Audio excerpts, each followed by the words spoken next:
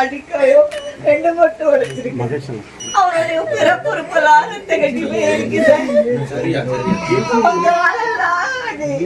அடிச்சு கொண்டு அடிச்சு கொண்டுட்டாங்கன்னு சொல்லி வெளியே வந்து போஸ்ட்மார்ட்டம் பண்ணதுக்கு முன்னாடி நைட் ஃப்ளை பண்ணாங்க. மேஜிஸ்ட்ரேட் வேண்டாம், நாளைக்கு 11 மணிக்கு 11 மணிக்கு போஸ்ட்மார்ட்டத்துக்கு போகணும்.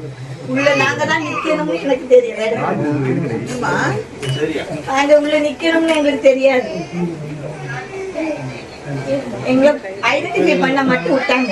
ஐடென்டிஃபை பண்ணதோடு நாங்க வெளியே வந்துட்டோம். அரசு இந்த பிரச்சனையை கண்டுகொள்ளவே தொடங்கி நடவடிக்கைகளை எடுக்க தொடங்கியது. இதுவரைக்கும் இந்த மாவட்டத்தில் இருக்கக்கூடிய அமைச்சரோ அரசின் சார்பிலே யாருமே இந்த குடும்பத்தில் இருக்கக்கூடியவர்களுக்கு ஒரு ஆறுதல் வார்த்தை கூட சொல்ல முன் வரவில்லை. அவங்க கிட்ட என்ன நடந்தது அப்படின்னு வந்து கேட்க கூட இல்லை. இப்படிப்பட்ட ஒரு சூழல்ல அந்த குடும்பத்திற்கு அரசு மீது எங்களுக்கு நம்பிக்கை இல்லை என்று சொல்லக்கூடிய அளவுக்கு இந்த விசாரணையும் சிபிஐக்கு மாற்றணும், இவங்க மேல எனக்கு நம்பிக்கை இல்லைன்னு அவங்க குடும்பத்தை சேர்ந்தவரோட சகோதரியும் அவங்களுடைய மனைவியும் அதை தான் திரும்ப திரும்ப சொல்கிறாங்க. அவங்களுக்கு எந்த நிவாரணமும் இது வரைக்கும் அறிவிக்கப்படலை.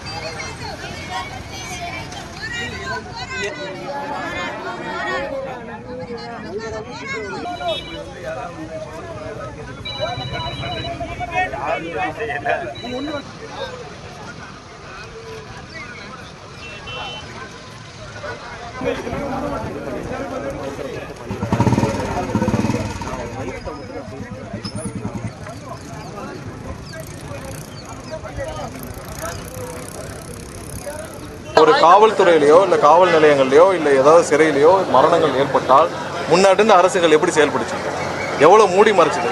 எஃப்ஐஆரே போடலை. எஃப்ஐஆர் போடுறதுக்கு 1 வாரம் 10 நாள் ஆகும். யாராவது கைது செய்யப்பட்டிருக்காங்களா? எந்த இடத்திலும் இந்த அரசு ஏதாவது தவறு செய்தால் அவர் தவறுக்கு துணை போகிறதுக்கான அரசு இல்லை. கண்டிப்பாக தவறு செய்தால் அவர் மீது 100% நடவடிக்கை. அனைத்து விதமான உள்ளூர் மற்றும் உலக செய்திகளுக்கு நமது www.adhiban.com என்ற இணையதளத்தை பார்வையிடவும்.